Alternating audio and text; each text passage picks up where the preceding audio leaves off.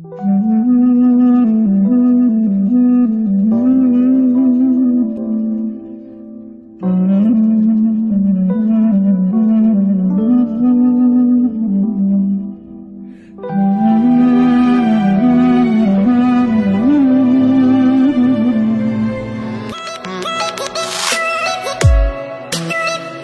warahmatullahi wabarakatuh. Jumpa lagi bersama Cabis Channel. Nah, sebelumnya kita akan ngobrol masalah tentang silaturahim dan juga tradisi Lebaran di Madura khususnya. Tapi sebelumnya Cabis Channel mengucapkan minal aidin wal faizin, mohon maaf lahir dan batin. Oke, saat ini sudah bersama Mas Mama atau dikenal sama masyarakat itu Tretan Mama. Oke, selamat siang Mas Mama. Wow, luar biasa. Jarang di luar. Ya, benar. Nah, Mas Mama, sebelum kita ngobrol dengan tradisi ini, kalau Mas Mama saat ini perjalanan dan dinobatkan sama orang-orang ini tokoh muda ini.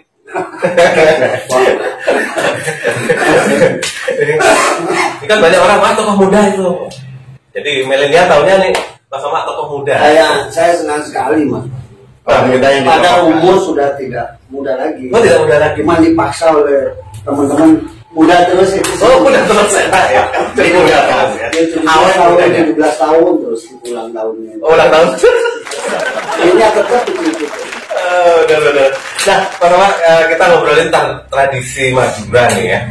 Kan kadang kalau waktu kecil kita ya di tahun 90-an masih kena ya, tahun 90 gitu ya. Terlihat dulu kalau sudah mau Lebaran, Idul Fitri itu banyak dari tetangga-tetangga itu bahasa ngirim rezeki atau berbentuk makanan itu ya teratur gitu ya. Nah, itu sudah kayaknya dilihat masa-masa sekarang ini sudah kayaknya sudah hilang. Saya nggak melihat itu sekarang. Iya, jarang itu sekarang. Malah kadang saya pengen itu terulang kembali. Ini mungkin karena efek COVID, harus menjaga jarak, terus banyak teman-teman bermain di virtual, kita pencet ini pesen gadgetnya gitu ya, langsung datang sendiri. Jadi karakter apa itu sudah nggak ada. Sudah nggak ada ya, sudah susah.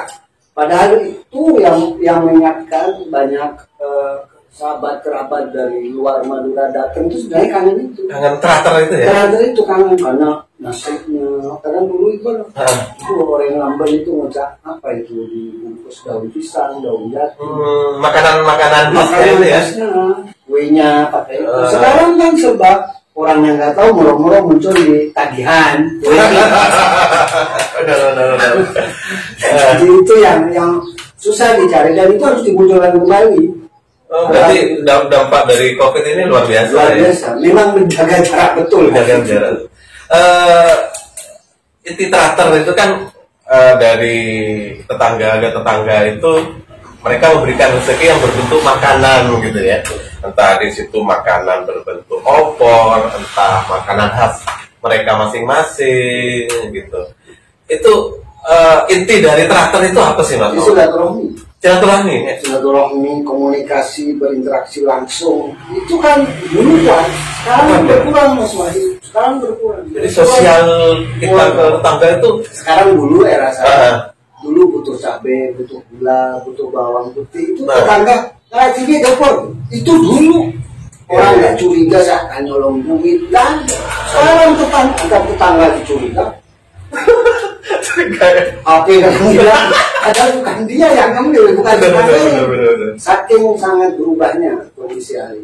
Nah ini hal yang berkurang. Lebaran hari ini mungkin dapat 2 tahun tidak ketemu. Terus orang juga mulai terbawa untuk malas karena sudah menjaga jarak. Ini harus disemangatin lagi. Budaya-budaya ini harus disemangatin karena kurang kita.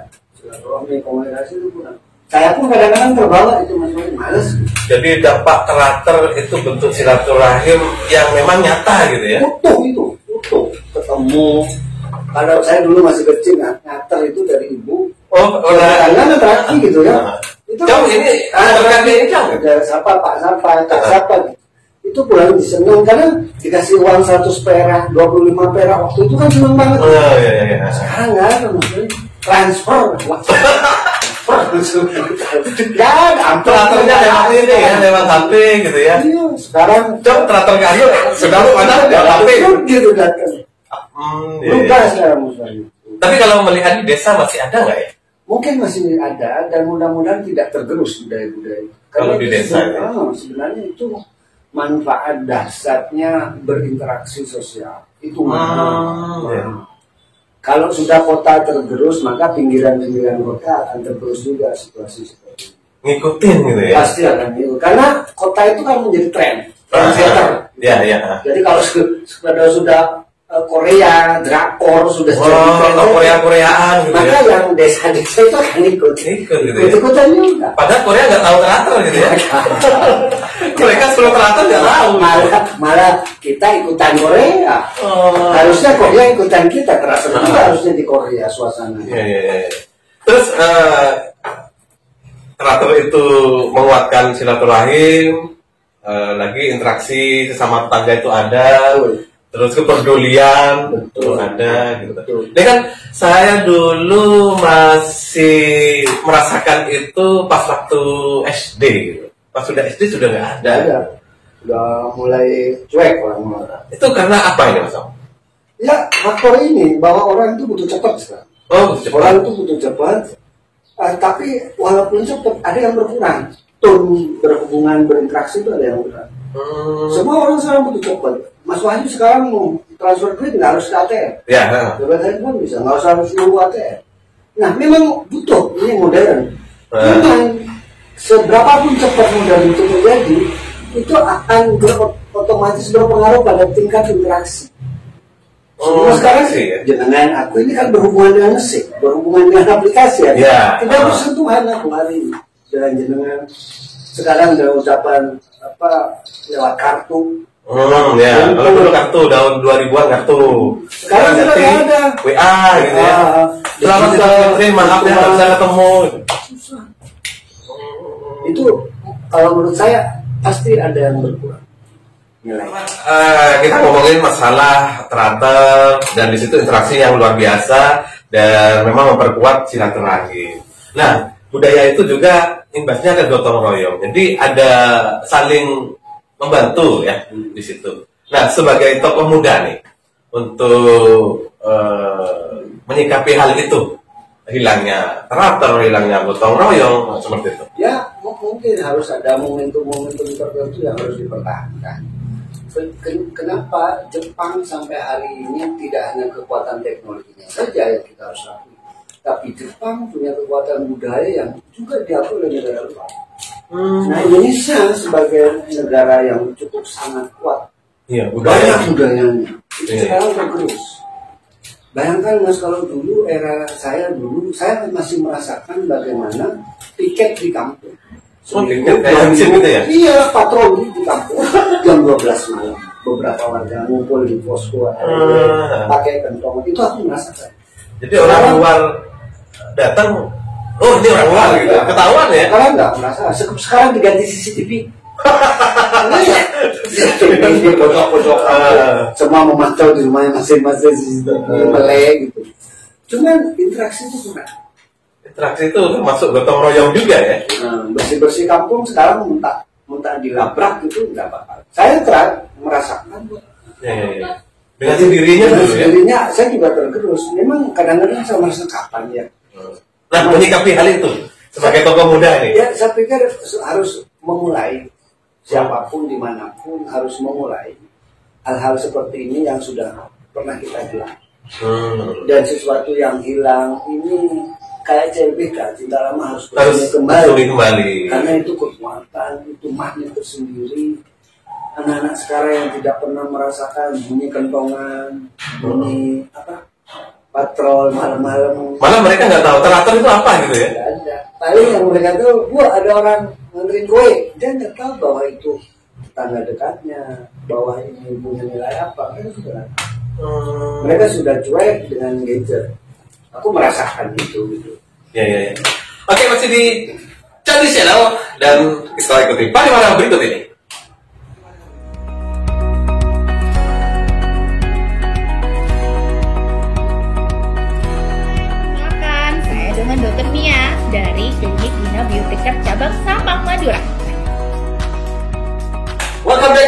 Candi Channel.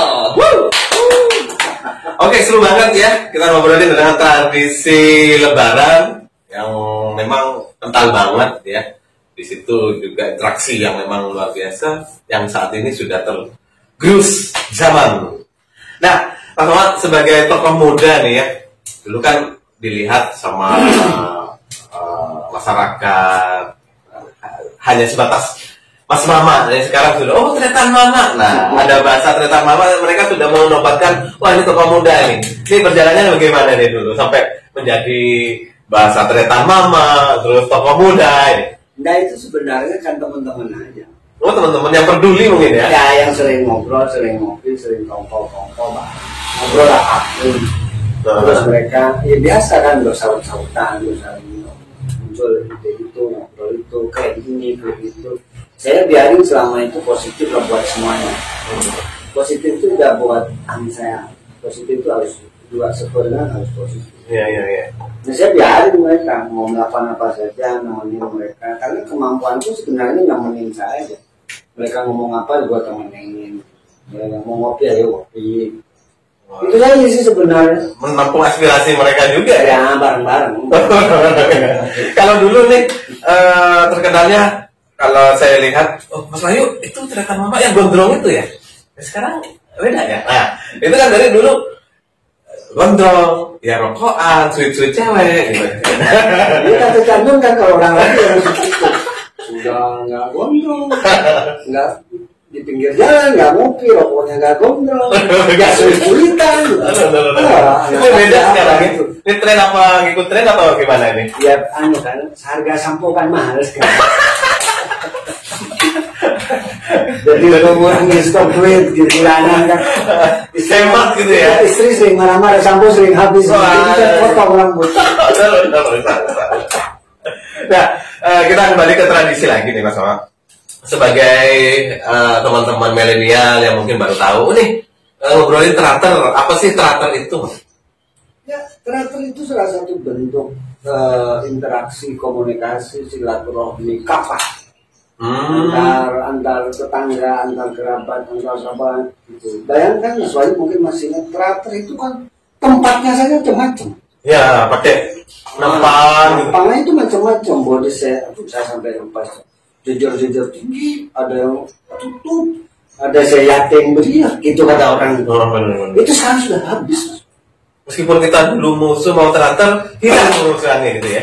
Sampai jauh, ada tetangga kerabat teman jauh pun disamperin. Pakai becak, pakai sepeda ontel, dia tuh wujud sebuah interaksi. Nah sekarang ini memang susah kita menemukan itu karena diselesaikan lewat gadget. Di sisi lain, gadget ini memang sangat membantu. Tapi di sisi lain juga ngerogotin kebiasaan adat budaya yang selama ini kita jaga. Tergerogoti. Untuk tidak tergerogoti tapi jajan diperlukan. Ini ada punya inisiatif sendiri. Aku kan bilang Jepang gitu. Meskipun tapi dia bagaimana orang berkimono, ada olahraga sumo masih bertahan sampai sekarang. Kalau sekarang iya kayak Jepang itu ya. Kalau sekarang misalnya pengiriman itu jarang sudah. Ya. Terus main kerabuan capek gitu. Kalau SD dulu kan di lapangan kita pakai orang bertiga satu jokinya pakai lari gitu. Itu dulu ada sekarang. Main jucing itu nggak ada sekarang. Takut mungkin ya, takut jatuh. Ya mungkin atau karena lapangannya sudah jadi perumahan semua gitu. Jadi susah. Nah ada momentum itu. Kalau menurutku ya, ada harus bulan-bulan tertentu yang diinisiasi oleh semua stakeholder, diinisiasi oleh pemerintah daerah, pengusaha, bikin momentum 2 bulan di situ yang mengingatkan semua kekuatan-kekuatan lama yang positif itu untuk tidak putus, tidak hilang. Karena itu adalah kekayaan kita, gitu. Jangan sampai kekayaan kita ini pindah ke tempat orang lain. Benar. Banyak kan kekayaan kebudayaan kita yang diklaim oleh tetangga-tetangga. Ya. Nah ini nggak boleh terjadi. Oke. Bayangkan saja Keraton sampai hampir berapa tahun nggak ada. Ya. Gaul hari ini nasibnya mau ada lembang nggak ini gaul misalnya. Gitu. Ya. Hal-hal seperti ini memang harus kita jaga. Tapi masyarakat pasti tetap Tahu ya? Tahu saya ini tahun ngomong. Benar. Meskipun nggak ada lomba, ayo kita gaul. Mainkan saja. Gitu. Ku berbuat selama ini kepada dirimu, dan ku berjanji akan melepasmu dengan senyuman yang akan kau ingat dan kau kenang sampai mati selama. Selamat malam buat teman-teman yang ada di Sampang atau yang melintasi Sampang.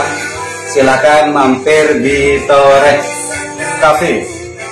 Ini ada di Jalan Suhada dekat Pasar Degedek Sampang. Ini kopi espresso.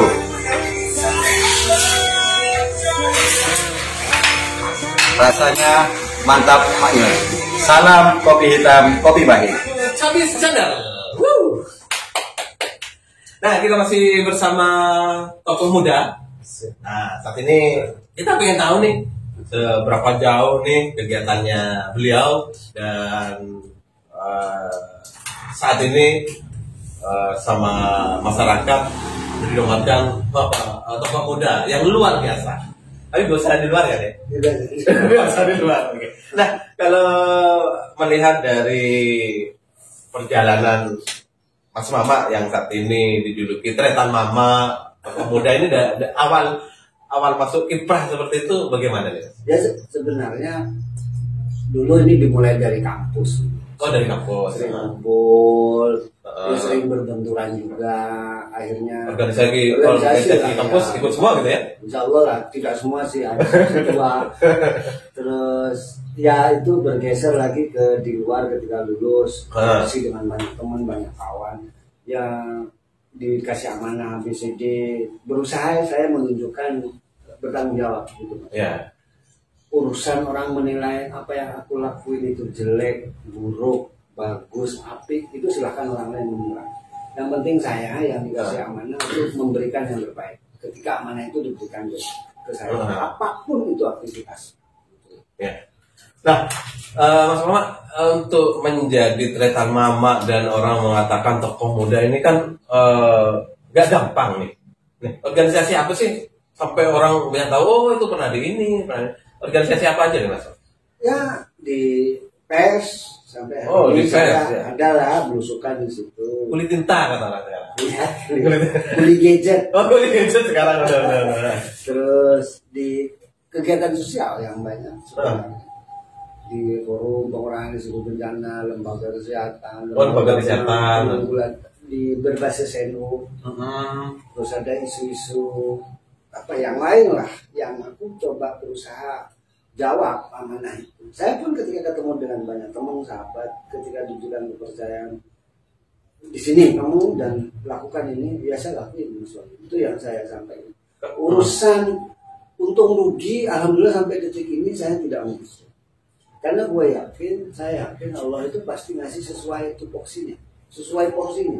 Kalau hari ini kita nyungsang-nyunglet bekerja, kalau sudah rezekinya dari sekobesa itu sekian rupiah, sekian gulden, sekian dolar, ya sudah terima saja, nikmati saja. Kalau hari ini kita berupaya, masih banyak utang, kita selesaikan utang-utang kita, semampu kita.